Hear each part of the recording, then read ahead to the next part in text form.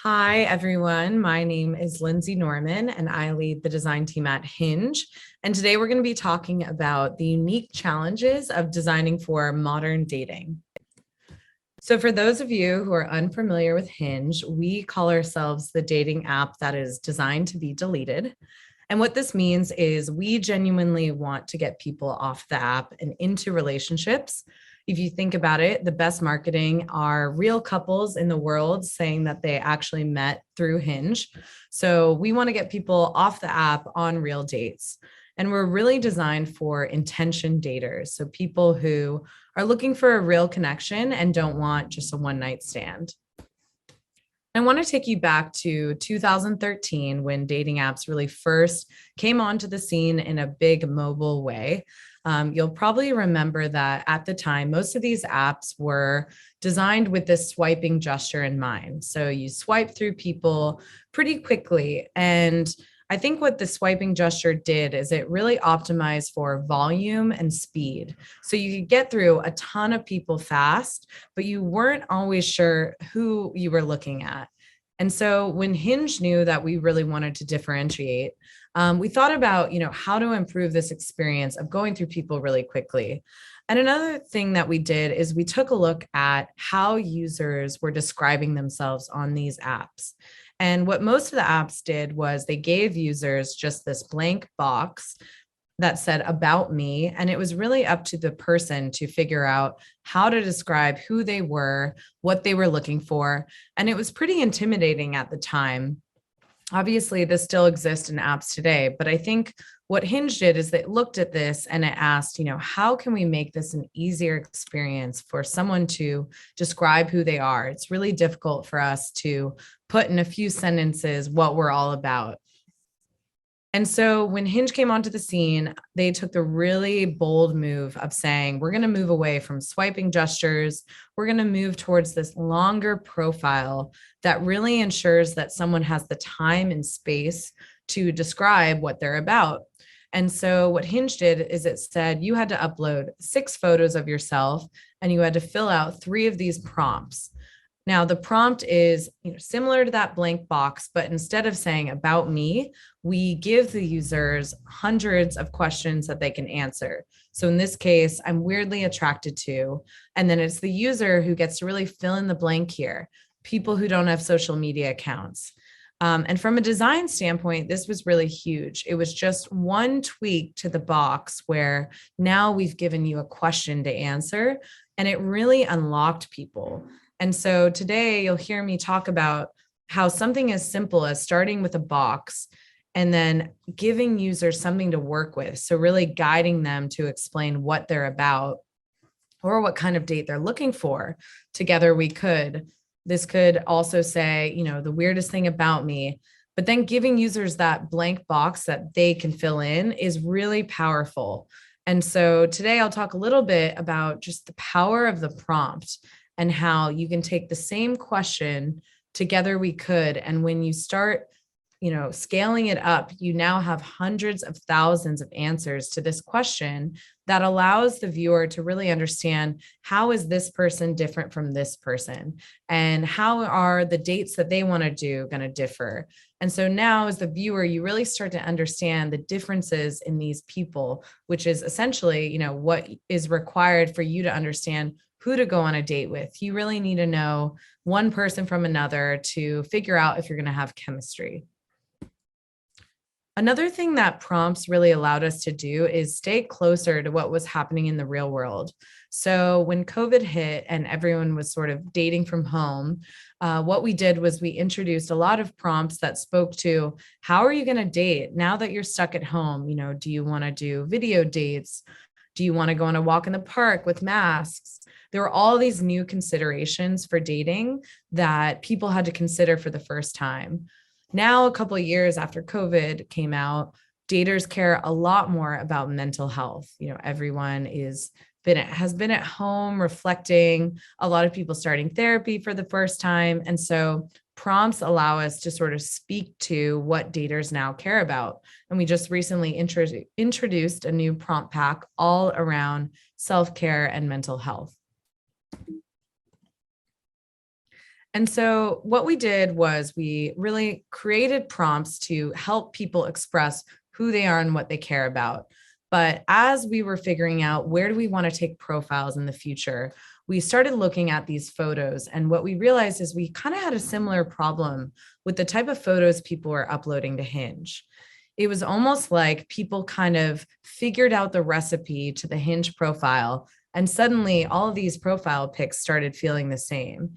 And so this challenge of how do you really bring out the person in a 2D profile on a screen, it was a challenge that we were sort of spent a lot of time brainstorming and figuring out what was it going to take to help people get to more authentic profiles.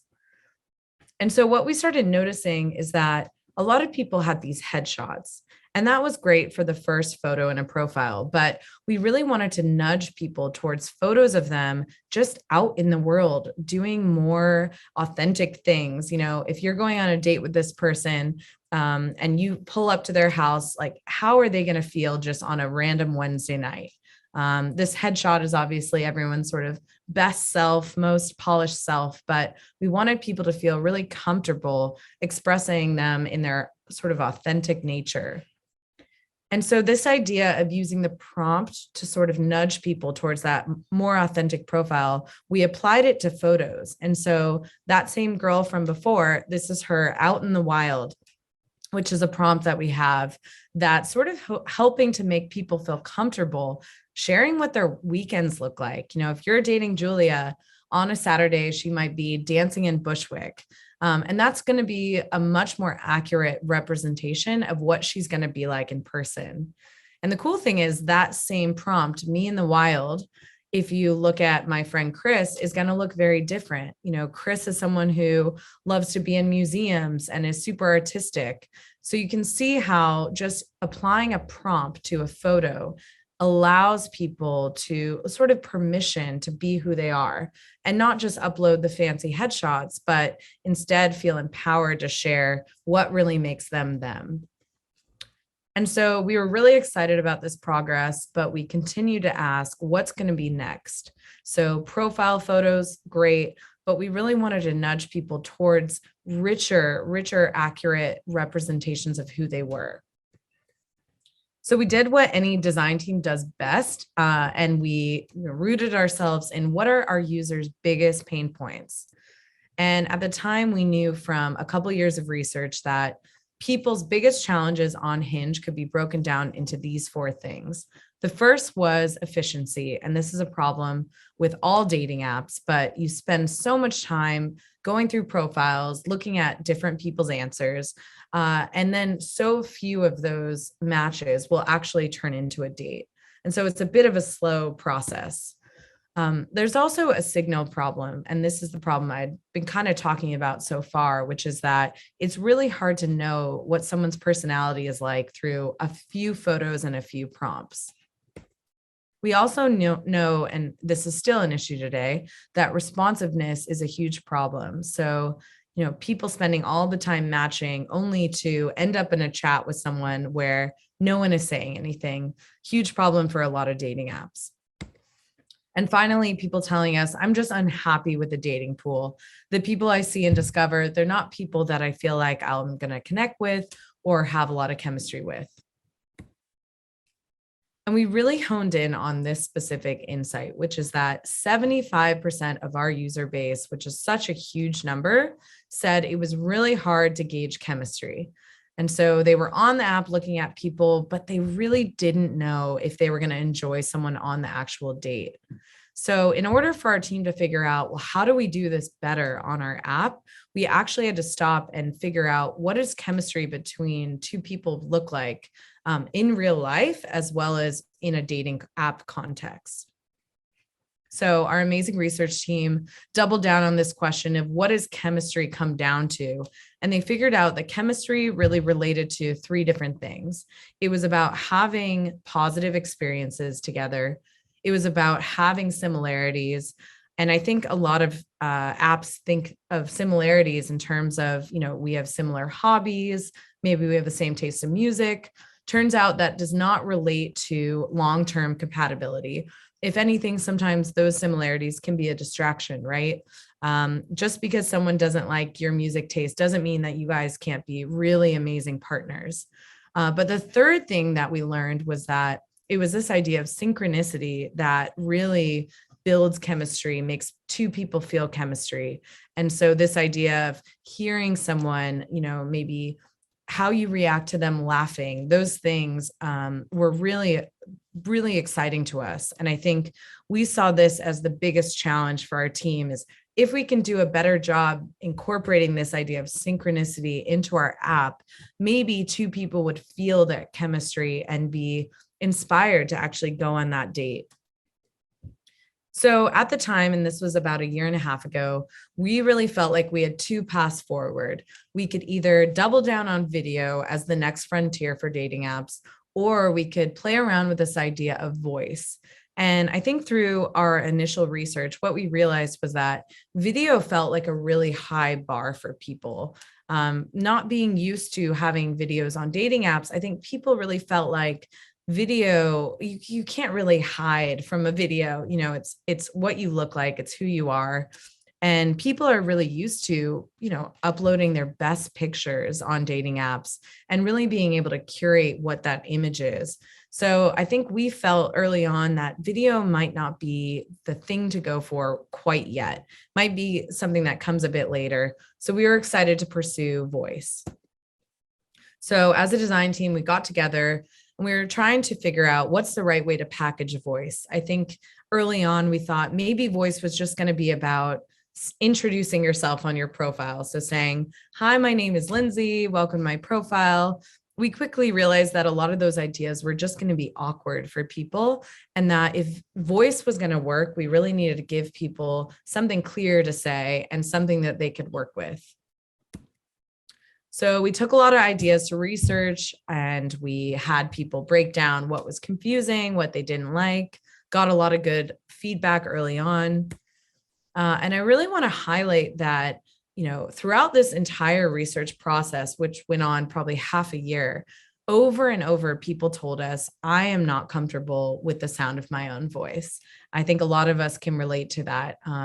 But what they did say was they gave us this, positive affirmation that they would love to hear it in someone else's profile. They just weren't going to be comfortable doing it themselves. And that's a really unique design challenge when people are telling you, yes, I'd love to view it on profiles. That would be really interesting, but I myself won't do it. And so I think we as a team really understood that in order for this to work, what we're going to need to do is make voice seem super approachable and use design to lower the barrier as much as we can to people trying this once.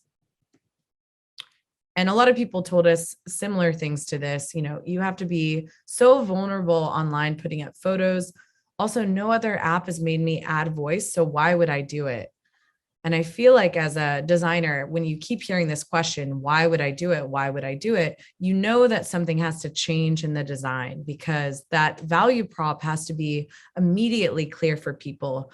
And especially in the context of dating, where people are already coming with so much fear and insecurity, you need to make this thing feel worth their time, because no one's quite willing to put themselves out there if they're not sure what they're going to get in return. So I love to talk about just this quick anecdote, which is that as we were exploring voice, we got to the point where the designs were done. As a design team, we were finished with our end. I think we had the flows all specced out. And I'll never forget my designer and I sitting in that engineering handoff with one of our great engineers, Saul. And we were ready to just hand it over. We've thought of everything, it's done. And what we had presented at the time was this idea of, let's just take the prompts that exist today and for the first time give people the opportunity to record their answers rather than type them out. And so what users were going to have to do is they were going to take one of their prompts they've already written, and we were going to nudge them to try to record it for the first time. And we thought this was a good solution, just adding that optionality.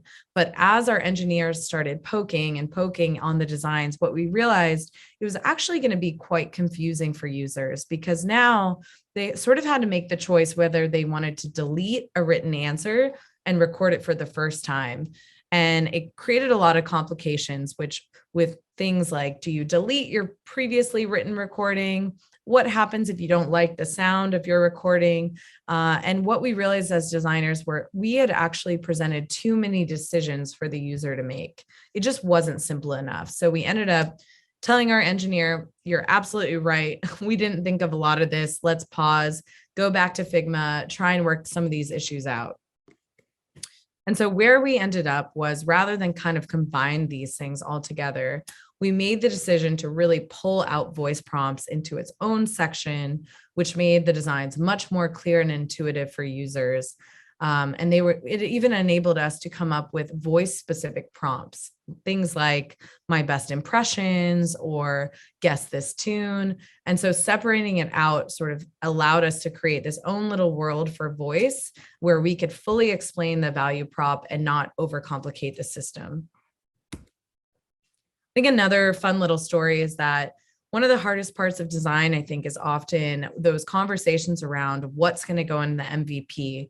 And we all know the crazy debates that happen about what's important, what's not important. And we were sort of down to the last minute. The MVP was going to ship. And last minute, the design team felt like we really needed a sample answer. We needed someone to hear just a normal person doing a voice prompt so that everyone else could feel like you don't need to sound like a news anchor. You don't need to sound sexy. You just need to have your normal voice and answer a question. And so this was something that was not going to make it into the MVP, but I felt strongly enough, the design team felt strongly enough that I ran over to one of my engineers' houses and ended up recording like 10 of these in his room. It was quite awkward, but didn't come up with anything great, but I came up with something and we got it in the MVP. And I'm really glad we did because it was one of those things where after we did a bunch of research, once we went out with this, people told us that sample answer really made me feel comfortable doing this for the first time because I realized you just want us to record our voice. It doesn't have to be anything fancy. So I'm glad we squeezed that in last minute. So then came the day when we introduced voice prompts and was really exciting to get together and figure out how we wanted to package this for the first time. I know we workshopped every single word. We talked a lot about what is that CTA going to be.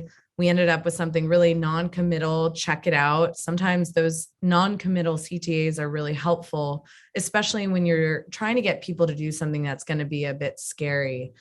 So you probably wouldn't want to say record now or something that feels like they may not be ready in that moment to do. So we went out and I think God bless our PR team did a great job getting the word out.